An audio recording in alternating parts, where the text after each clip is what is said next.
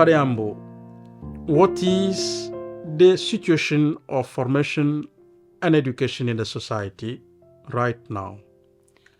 I would say right now, the situation of formation and education in our society is very positive because we have almost 100 formation houses all over the world.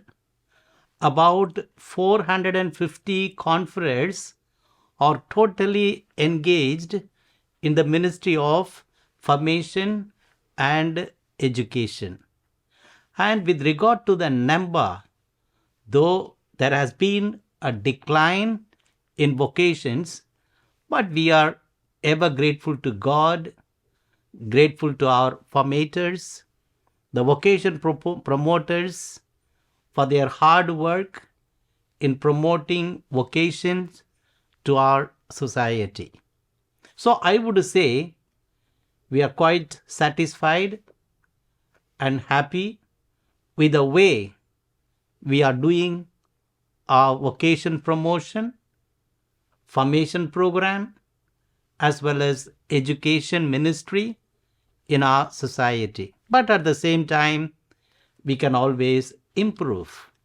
Which part of the world do you have a good number of vocation and where we have less? Today, with regard to the vocation, ASPAC zone ranks first with regard to the number of vocations as well as with regard to the Farmandi. AFRAM is also gaining momentum in getting vocations in our society. One of the specialities of AFRAM is that they have, or rather we have in AFRAM, common formation houses from novitiate and post-novitiate programs. Though the pre-novitiate programs are organized in each PRM, but from the novitiate onwards, they have common formation houses, which is unique for the society and which is not so much practiced in other zones. Of course, Panam and Europa zones will have to do much more in recruiting vocations.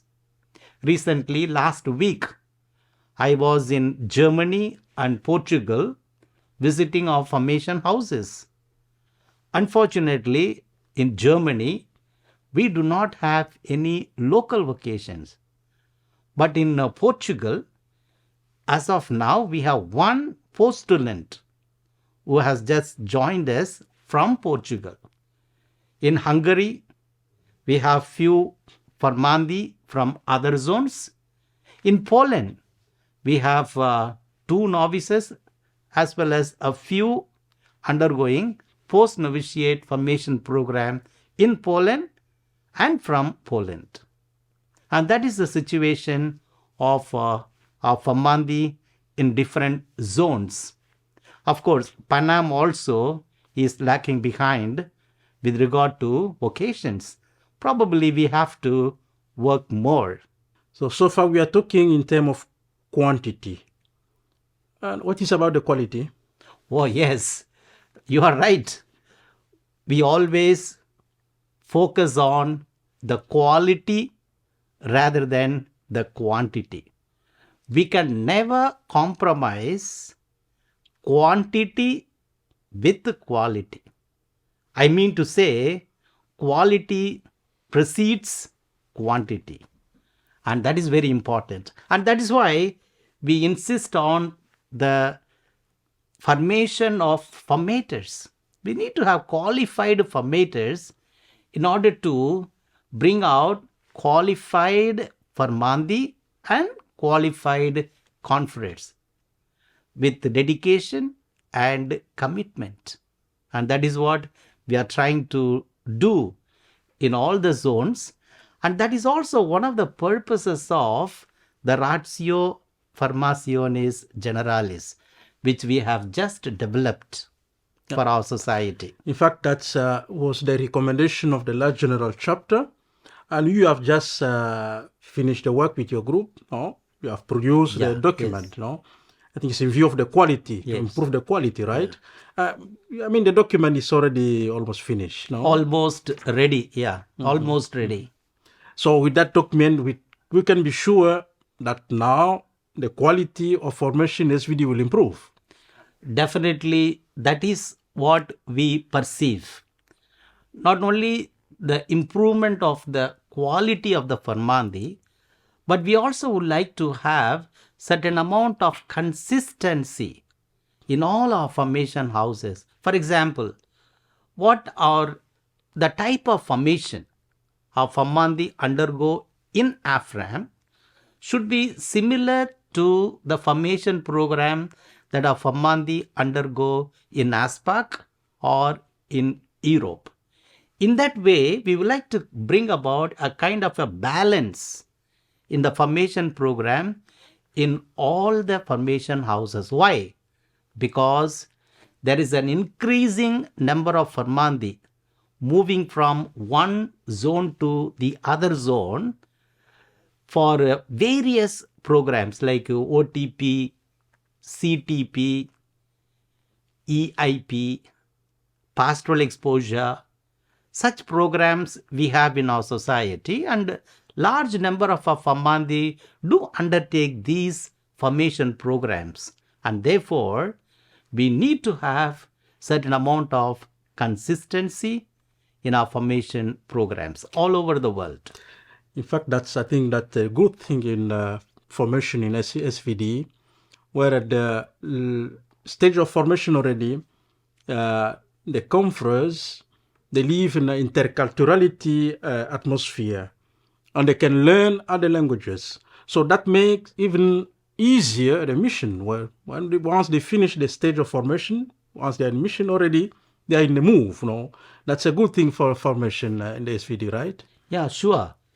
In our society, in all our formation houses, we always insist on the aspect of interculturality and internationality. And that is why we would like to instill into the minds of our Farmandi that this is an essential characteristic dimension of every SVD, which they should understand, realize, and live by in their daily lives. I'm happy that most of our zones and many of our formation houses are intercultural, with the exception of India, and now Indonesia also has agreed to accept students from other countries. And therefore, we would like to encourage more and more of exchange of students from one country to another country, so that interculturality becomes part of our lifestyle. Yeah. So if we rely only on the program, so we may say we are not so bad. No, the congregation is doing well. Now is to improve, to focus on the quality, and the quality is there. Yes, so exactly. The quality is there, of course. Exactly. Now we have talked of formation, and what about education? Because it's part of your office as well. Yes, sure. Education is another important ministry where a large number of our confreres are engaged in this ministry next to pastoral ministry. Means we have a number of educational institutions. 6 universities we have in ASPAC zone. We have colleges in Brazil North. A large number of schools of higher secondary or higher level of educational institutions we do have in our society. Only one problem that I foresee or that I see is that each country has its own rules and regulations that they have to follow. So we cannot have anything organized, centralized way of program for our educational institutions. However, we always insist that we are to impart quality education to our students, character formation, integration of our characteristic dimensions as much as possible in our students, the aspect of dialogue, care for the earth, care for the poor and the marginalized. We always insist on these aspects in all our educational institutions. I'm sure that is our contribution to the universal church. So, a contribution to the universal church, the world, of course, the education of the youth, but at the same time, that could be where we get vocation as well. Right? Exactly, yeah, you touched the point. We tried to do that. It was easy earlier times, even during the time of our founder. He founded schools keeping in mind of getting vocations, like in Germany. He started the gymnasium for the purpose of educating the youth, but at the same time also to get vocations. But today, it is not that easy, but we must not lose hope, and we must make efforts to get vocations from our educational institutions wherever possible. Now we are preparing ourselves to the General Chapter, and this time the formandis, the young conference information have been involved fully in the preparation. And which aspect of the preparation that have been implemented exactly in the formation hours? Yeah, sometimes we think that this formandi need not be part of the preparation. But I'm very happy, and I would like to also thank the General Council for taking into consideration the formandi too in the preparation for the General Chapter.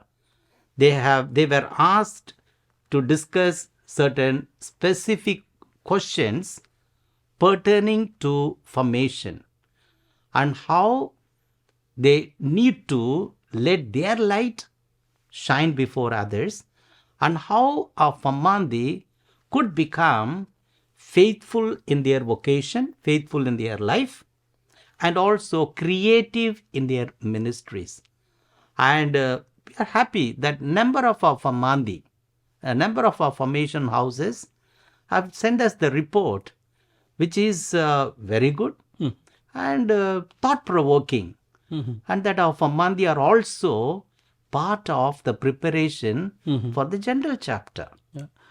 So you have just said to send the report, part of the reflection that are provoking as well. That could be some of the items or that you will bring to the chapter for discussion, or do you have any other item, the line of formation that you will bring for discussion during the chapter itself? Yeah, one thing is about the theme of the chapter, how we can implement the theme in our own formation houses. That is one thing. Secondly, as the leaders of our society are coming together, the capitulars, probably they also need to reflect more creatively about the aspect of vocation promotion. And thirdly, what I would say is create a kind of positive link between the provincial administration and the formation communities, which means the provincial administration caring for the formation communities. So these are some of the ideas that I think should be thrown open to the capitulars to discuss and come out with certain ideas. Is it your first time to participate in the General Chapter? Yes, this is the first time I will be participating in the General Chapter. How do you feel?